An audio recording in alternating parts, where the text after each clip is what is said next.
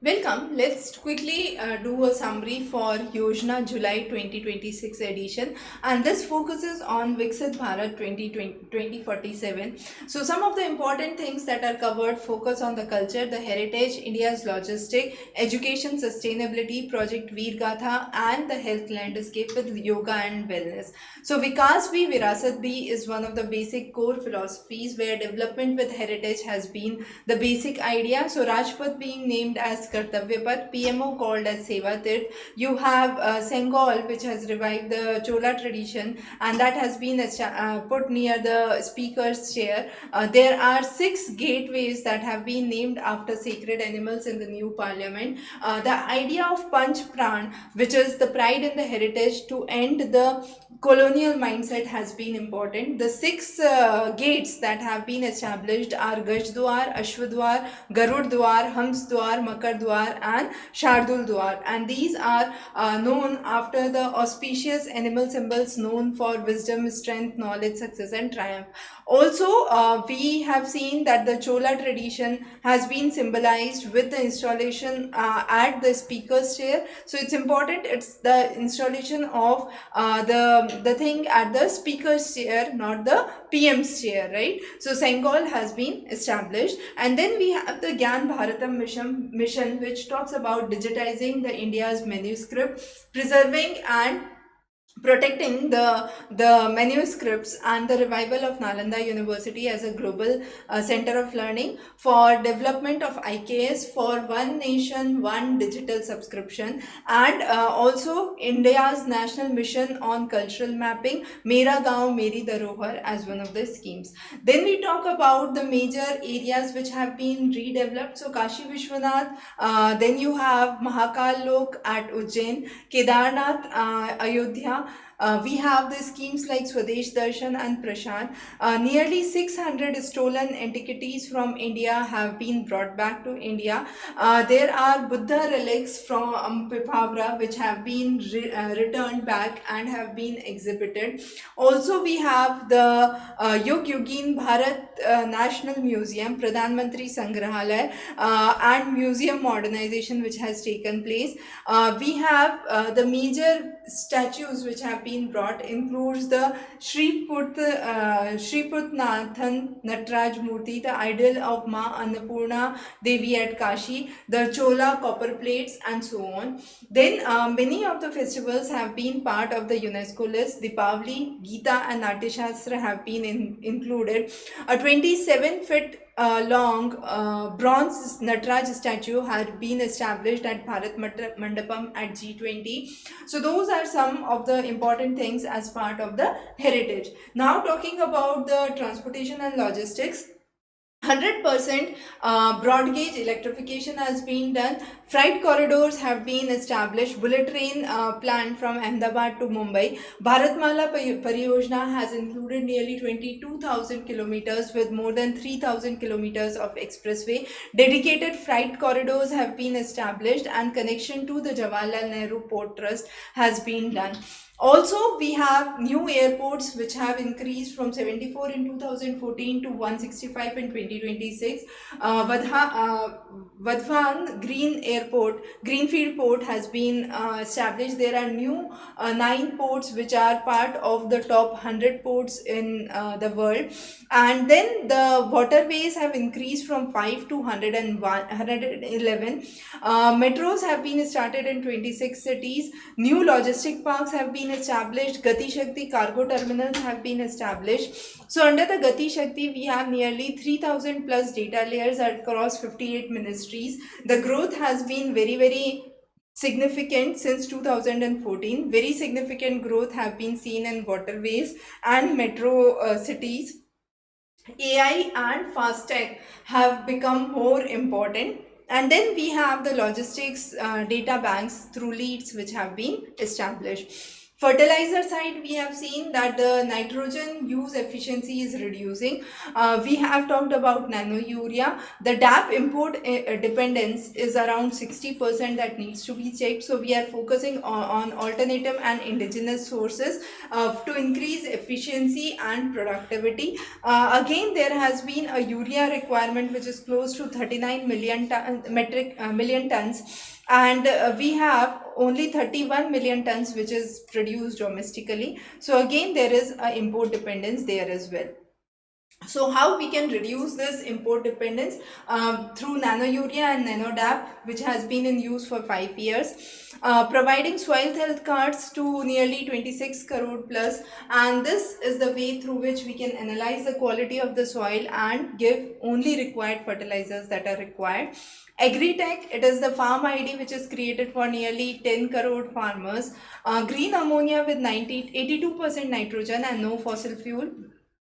Coal gasification, which targets nearly 100 million tons by 2030. Then we have nature as urban infrastructure. So nature-based solutions for climate resilience. East Kolkata wetlands have been identified as Ramsar site. We have talked about the water tankers after the lake vanished.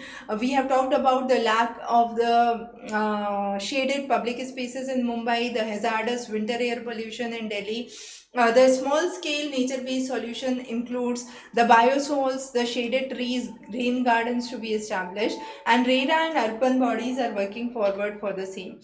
So for a healthier India, we also need to focus on mother and child initiatives. So institutional deliveries have increased, MMR and infant mortality have reduced significantly.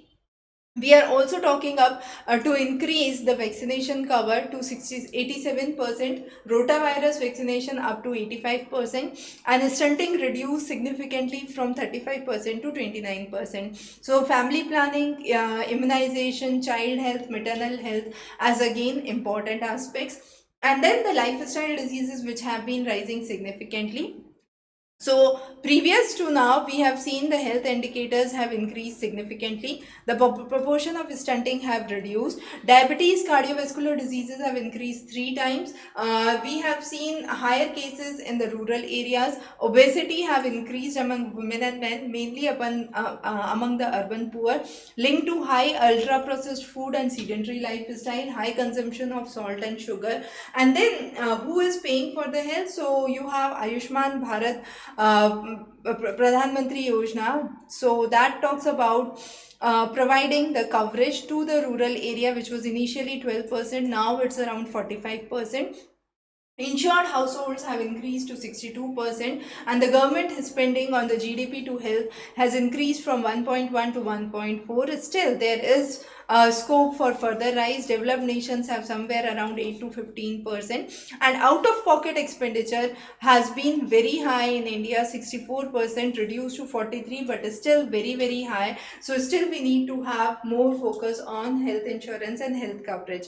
Then is the grassroots level innovations and R&D. So there are nearly 730 and more scheduled tribes across various ecosystems in India, 1 in 17 mega diverse nations with nearly 45,000 plant species, 5,000 flowering species in Western Ghats only, of which 1,700 are endemic to Western Ghats. We have built project which is known as Kondinya, which talks about building a ship with coir boat without any artificial product that has been used, and this has revived the idea of Kerala's ancestral stitched boat tradition. Now this was for the first time that a 18 days voyage went from the regions in India, Porbandar to Muscat, and this coir boat is unique because it is made up of coir and natural resins without a single iron nail being used.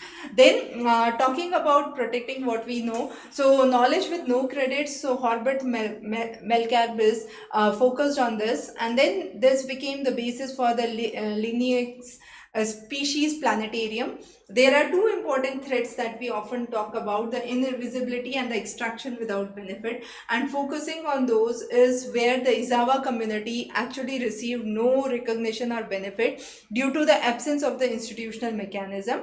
Then we have the traditional knowledge digital repository that safeguards the traditional knowledge, with NIF focusing on the new innovations and patents which are being granted. India has a very high youth potential. 65% of the population is below 35 years. India would remain the youngest country till 2055. And then we have introduced new education policy 2020 with the idea of bringing multidisciplinary digital vocational learning, brought in an increase in the education budget, and school education has got increased funding, but still there are significant developments that are required on the perspective and the side of education. Then skilling the people from education to employment, we have talked about a panel that targets 10% of the global service share. 5 university townships to be established near the industrial corridors in order to bring in real ground training. The working age population in India would reach nearly 1 billion by 2047.